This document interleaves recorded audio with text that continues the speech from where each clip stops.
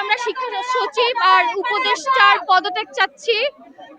আর কালকের মাইলস্টোনে যে দুর্ঘটনাটা ঘটেছে, তারা লাশ গুম করে দিচ্ছে।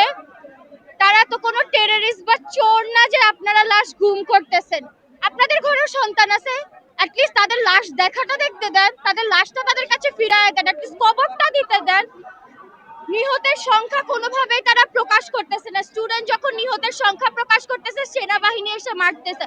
কেন মারবেন? আপনাদের কে সাহস দিছে আমাদের ভাইদের গায়ে হাত দেওয়ার? আপনাদের তো কোনো সাহস নাই।